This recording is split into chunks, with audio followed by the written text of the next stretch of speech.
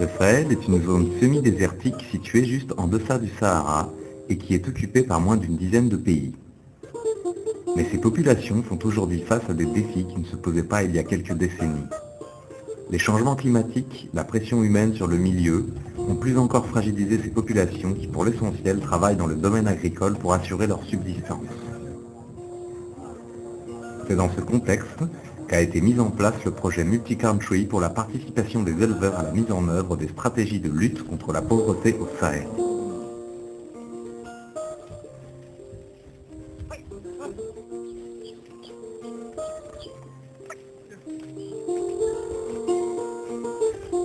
C'est un projet porté par la CISV en tant qu'ONG italienne avec Agronomes Vétérinaires sans frontières et projet financé par l'Union européenne en rapport avec des organisations d'éleveurs de 4 pays, le Sénégal, le Mali, le Burkina et le Niger. L'élevage est pratiqué par presque tout le monde au Burkina, que ce soit les agriculteurs qui cultivent ont des animaux, les éleveurs qui élèvent aussi cultivent. Il n'y a plus une conception où il n'y a pas soit un élevage de moutons, de chèvres, de bœufs, de chevaux ou d'ânes. L'élevage occupe 80% des populations maliennes. Tout acteur confondu, qu'il soit agriculteur et éleveur, tout le monde pratique l'élevage au Mali. Les produits des champs sont gardés pour manger, mais les produits d'élevage sont vendus pour résoudre tous les problèmes économiques. Et bien, ce magnifique ni soro, ni bagan kwanti bolo doron, do de farra fanda yanga. Okuma impôt, du musakau, deun banau. Bon, wunanyo kono chama, wo bela gele na fronti soro yorosi, ne ma bagan kwan mara. Pour nous, le Niger, donc c'est en tout cas donc, la deuxième activité économique du pays. L'élevage participe à un taux très important pour la formation du PIB et que c'est une frange importante de la population qui mène ces activités-là. Dans certaines zones rurales localisées dans les 4 pays participants, le projet a mis en place une méthodologie participative à travers 7 OP partenaires qui ont d'abord commencé par faire un diagnostic du secteur de l'élevage par pays. Donc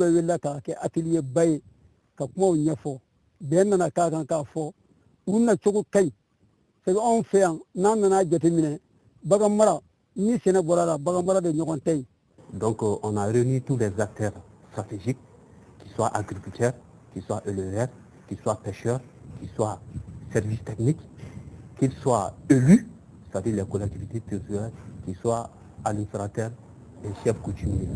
Les gens se sont prononcés par rapport aux problèmes, les contraintes et difficultés liées à l'élevage.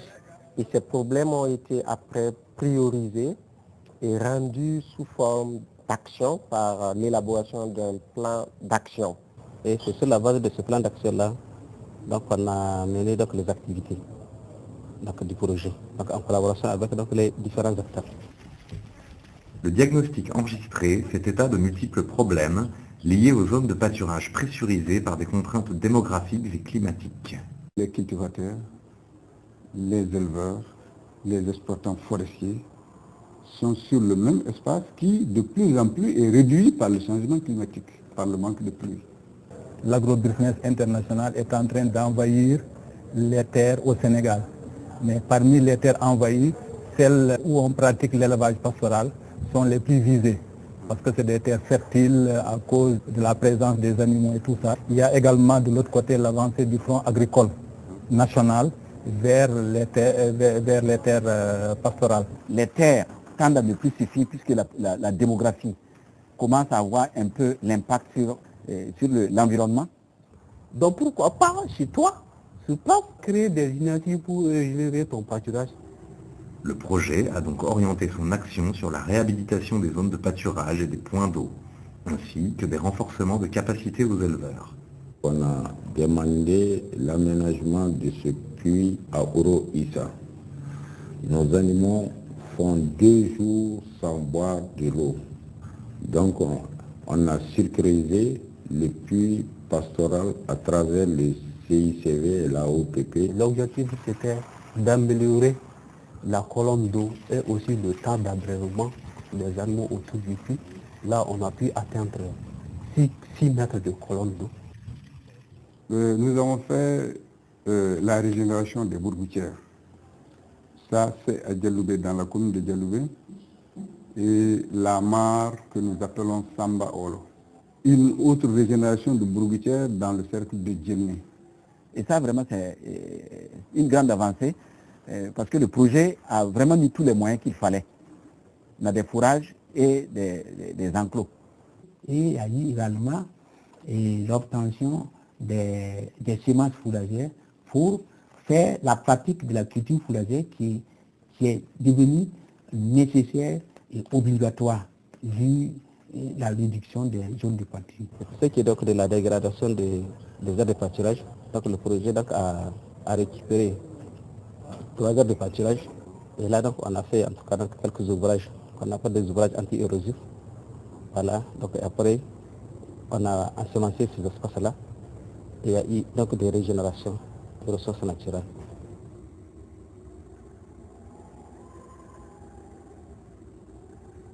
À travers le diagnostic, il est relevé qu'il y avait des problèmes au niveau de la santé animale dans le Zandoma. Et comme solution qu'on a eue avec les éleveurs, c'était de vulgariser ces techniques pour qu'ils se l'approprient afin qu'ils puissent bien prendre soin suivant les techniques et les normes en vigueur de leurs animaux. Les communes ont dit le mandataire goto woni hen nokkuji ɗo daabaji pikkiteɗu nokkuji ɗi tan woni les communes on fof. Dans le suivi épidémiologique, on a été vraiment appuyé grandement par le CISV qui a permis alors, aux éleveurs aussi de maîtriser ce domaine. Et le projet a eu également à intervenir par rapport à des exigences d'infrastructures pour améliorer la santé animale à travers les constructions de parcs de vaccination. Le parc à bétail sert à 2 choses principalement. Premièrement, pour contenir les animaux afin qu'on puisse les vacciner. Et deuxièmement, un quai d'embarquement pour pouvoir les mettre dans les camions. Toutes ces améliorations pour autant ne peuvent pas à elles seules régler les conflits et querelles suscités par l'utilisation des faibles ressources naturelles entre les paysans de ces régions. Il y a des champs souvent qui sont là, qui obstruent par exemple le passage de l'éleveur là. Et ça occasionne souvent donc des dégâts. Et si l'éleveur commet donc des dégâts à un agriculteur, et là c'est en tout cas c'est source de conflit. C'est souvent des problèmes à risque et les populations interviennent elles-mêmes pour souvent tenter de résoudre leurs problèmes. Il n'y a pas assez de points d'eau, surtout pendant la saison sèche. Et là chacun veut en tout cas essayer donc de s'accaparer pour vraiment abreuver son animal, un point d'eau et ainsi de suite. Et là ça crée aussi donc des conflits. Une stratégie consiste alors à la conscientisation des populations aux textes de loi régissant les espaces fonciers, la pratique du pastoralisme et l'élaboration de conventions locales de gestion des ressources pastorales. Nous pensons que si la masse importante arrive à s'approprier du contenu des textes, ça peut résoudre beaucoup de problèmes. La compréhension même de la loi en tant que telle, elle n'est pas rapide. Mais il a fallu que la CISV, à travers les acteurs, les techniciens qui doivent amener, ces gens-là ont bien compris. On a créé des comités de gestion qui ont été formés et qui aujourd'hui sont capables de se gérer et de gérer les ressources naturelles en partenariat avec leurs communes. Au niveau des renforcements de capacité, il y a eu la mise en place des commissions foncières dans la commune de Boussou. C'est les commissions foncières qui accompagnent les populations de base à l'identification, à la démarche pour avoir une attestation de possession foncière. C'est dans le but de limiter les conflits entre agriculteurs et éleveurs et d'accompagner la commune à la réalisation d'un plan de gestion pastorale. Le plan d'exploitation et d'aménagement des sols, c'est pour affecter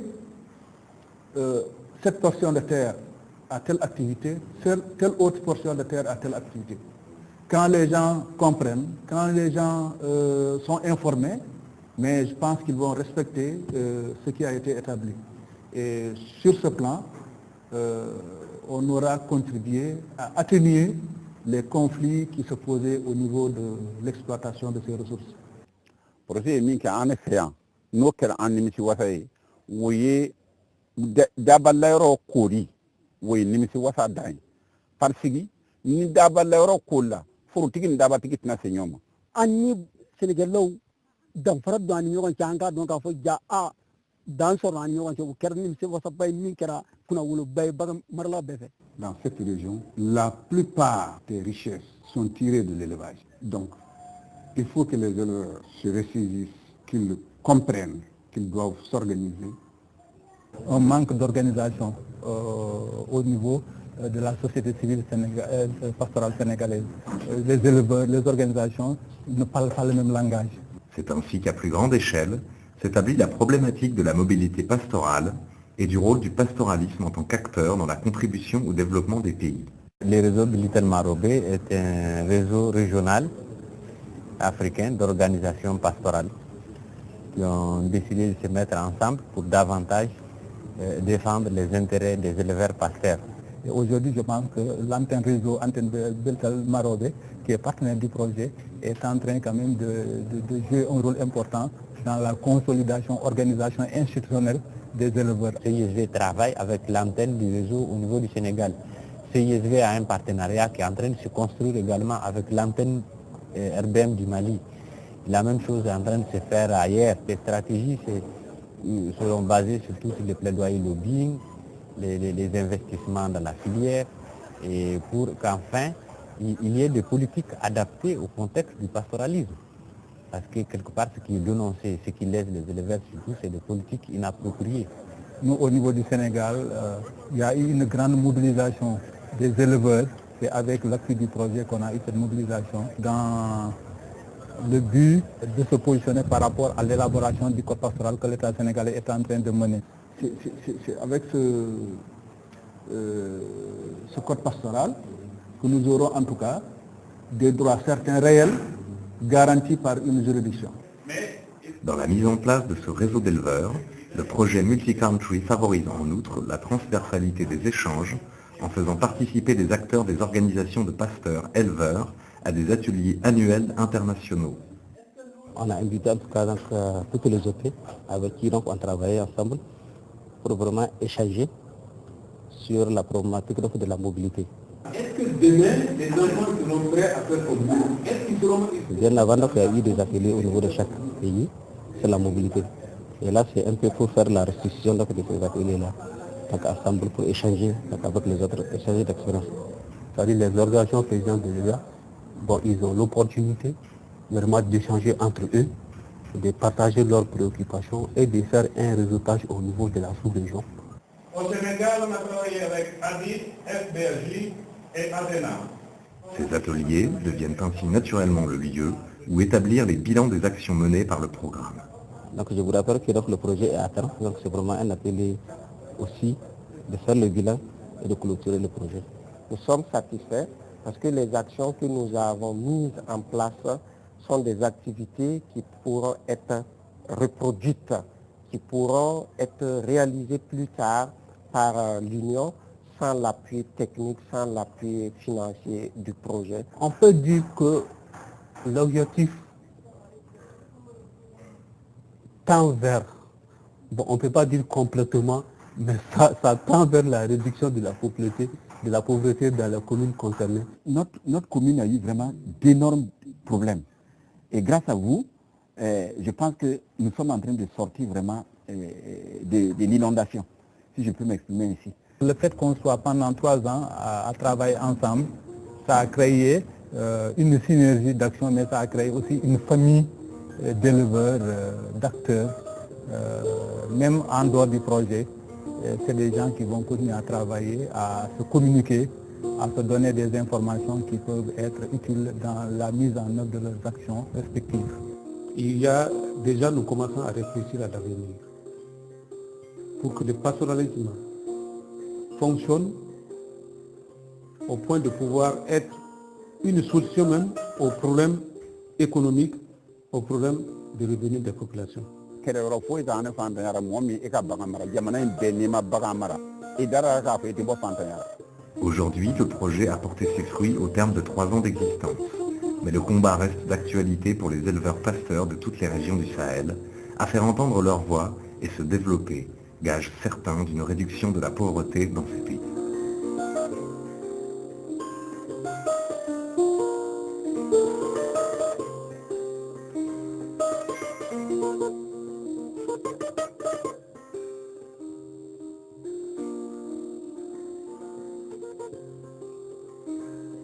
Thank you.